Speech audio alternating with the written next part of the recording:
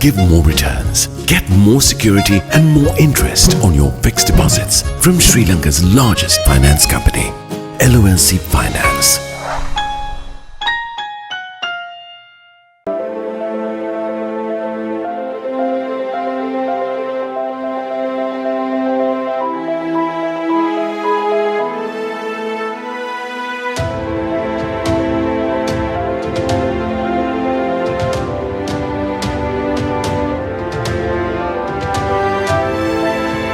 To curb corruption, one must be courageous to confront and rise up against the corrupt.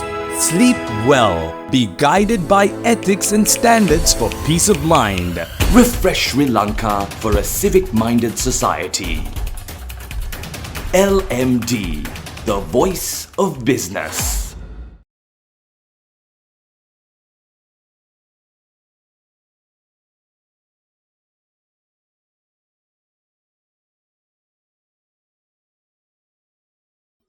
Hello and welcome to LMDtv. The topic of discussion today is renewable energy, and with us we have the Group MD and CEO of DIMO, Mr. Gahanath Pandithage. Mr. Pandithage, it's very nice to have you on the show. Thank you for inviting me for this. Very nice to have you. I know the topic is renewable energy, but first I would like to set the stage a little bit for the audience.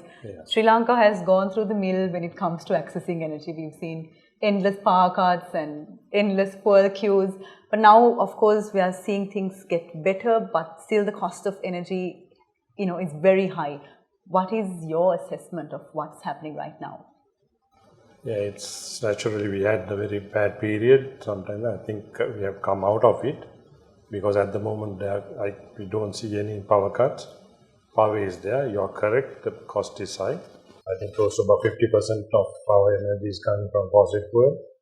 So naturally, when the fuel goes up and with the exchange rate going up, the price has to go up.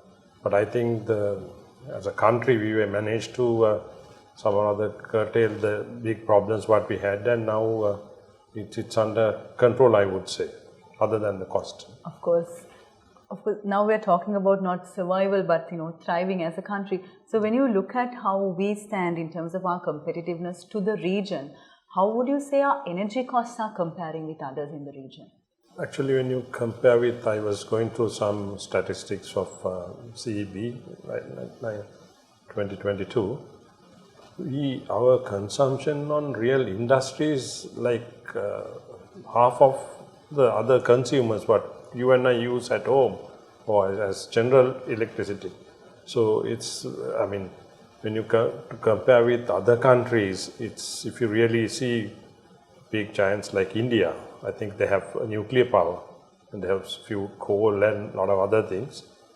And when you compare Nepal and Bhutan and this part of the world, there are quite a lot of hydropower. As far as I know, they even feed the power to India. I think similar situation. Pakistan is within us. I think they have similar rates, if I'm not mistaken. Thank you, Mr. Pandithage, for that. And along those lines, like you said, it's very difficult to compare. It's not apples and apples. But looking at Sri Lanka and looking at our goal of increasing our competitiveness, what would you say are the most significant challenges that we have to urgently address at this time? I would say really, depending on there is power. The only thing is the cost of the power is the issue.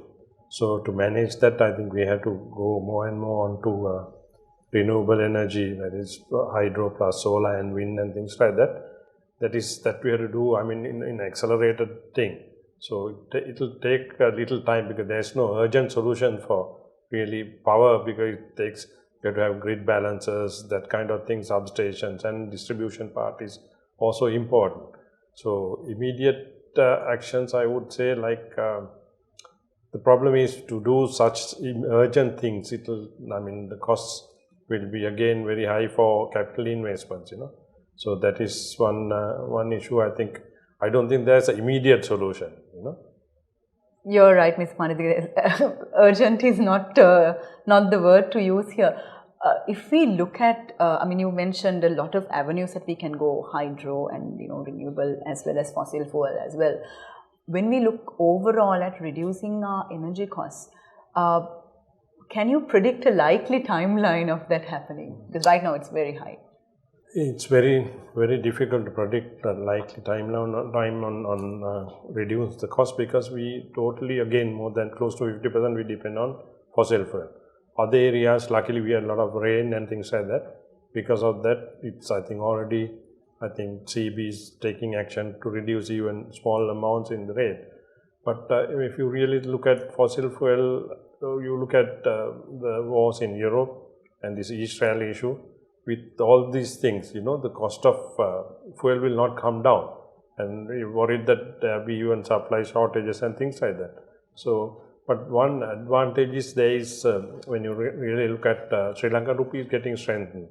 So, because of that, the cost what we pay for fossil fuel might come down a little bit. With that, I think government or CB has that formula of reducing.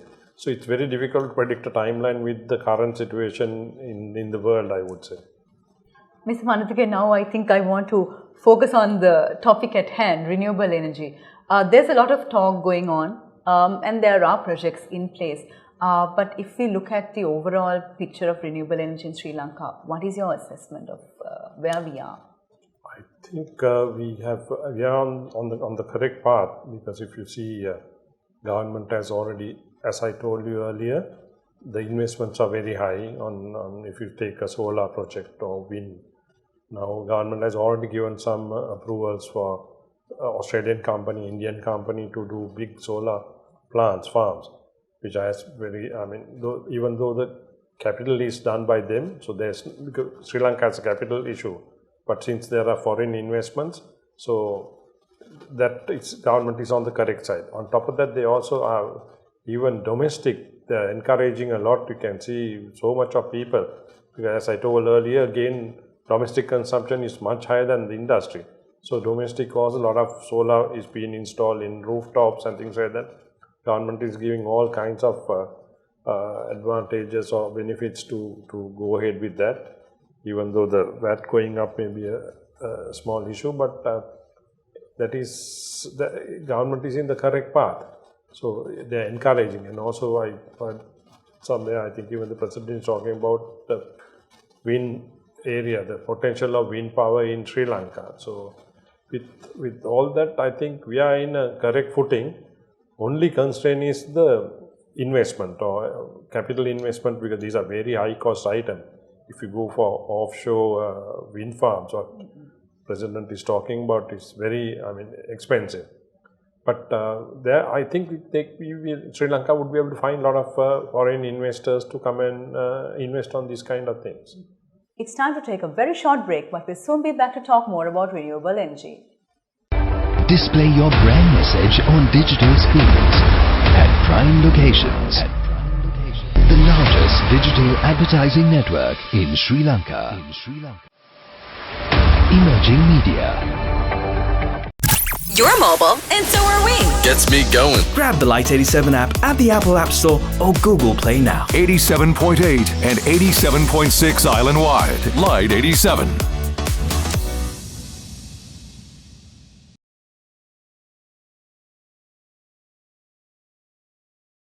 Welcome back to the show. We're talking about renewable energy with the Group MD and CEO of DIMO, Mr. Gahanath Pandithage. Like you said, Mr. Pandithage, the government has also set up a lot of goals, including achieving carbon neutral status by 2050. Good goal, but from looking at where we are now, can we afford to go green and make all these investments right now? I think that this by 2050, or I would say a little earlier even, we could achieve it, because only hindrance is, as I told you, is the investment. If there are a lot of investors coming in, that can be achieved. And also, again, I'm telling you, everybody should start conserving energy, especially household and things like that, where we consume quite a lot. So, but that is a very, everybody can do it, which is no need to wait till 2050. So government will do all this kind of thing going ahead. I think they have plans to do, this could be easily achieved by finding proper partners to do it. and I think the infrastructure is already laid up. Plus, so on top of that, they also talk about getting some green energy from India. They're talking about a submarine line supplying power to Sri Lanka. So these can be, I hope it's green power, but even without that, Sri Lanka has potential to do it and should be able to achieve this 2050 target without an issue. That's very optimistic. Thank you, Pandithage. Like you said, the investment side is necessary, but there's a lot that we can do, apart from that. Looking at the stakeholders involved, I would say if we categorize them according to maybe the private sector, public sector and civil society, what would you say are the roles and responsibilities, and how well are these stakeholders really keeping up to those? I think even public sector, government and private sector, private companies, individuals, a lot of them are having a lot of what we call the ESG target, environment, social and governance. So this is, power is one area. If we go into that, so for example, even in companies, when we are planning, this year I've been talking to all our cluster heads that they should try to have their own energy.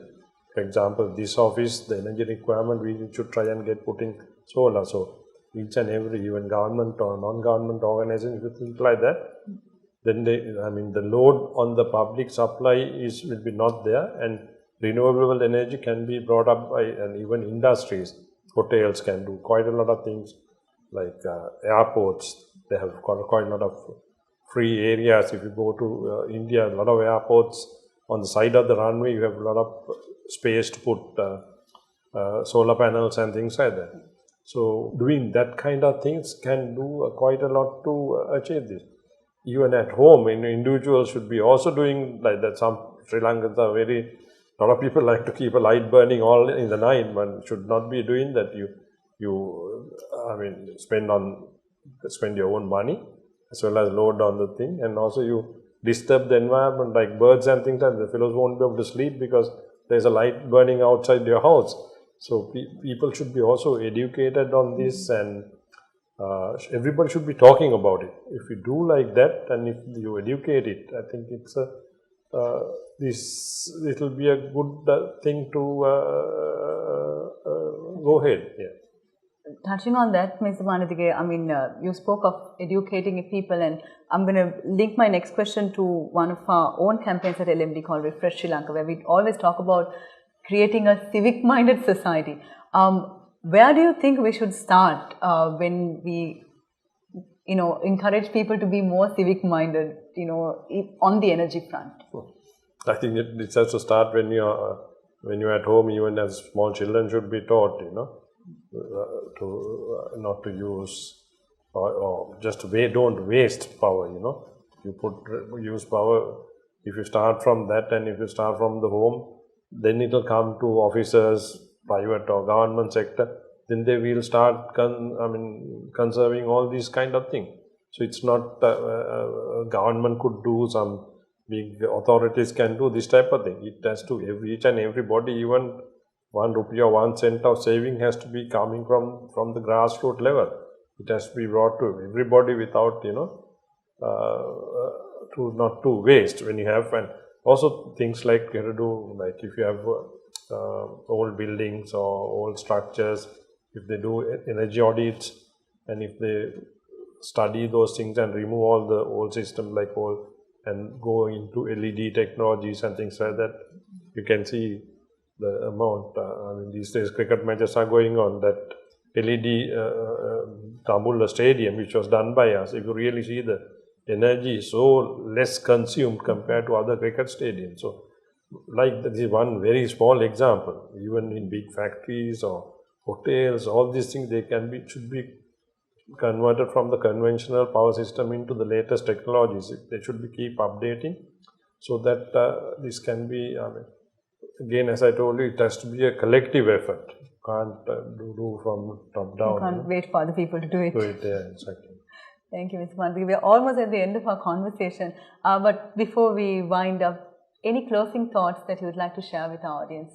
Discuss everything earlier also, but thing is like, as a message, as I told you, it has to be taught to children, and this can be done in schools, education programs, organizations.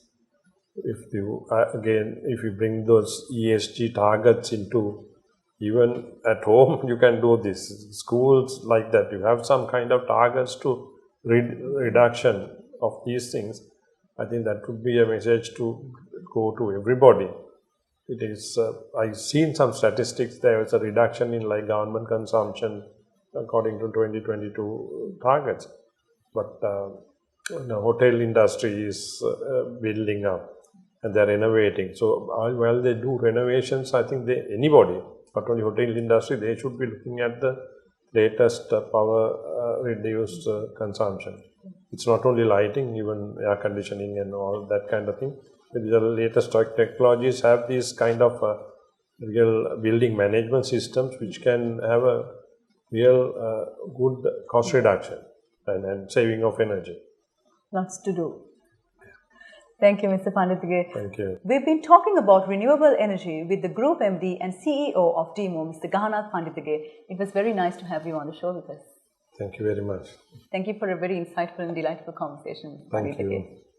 And to all our viewers, thank you very much for joining us. Until next time, take care.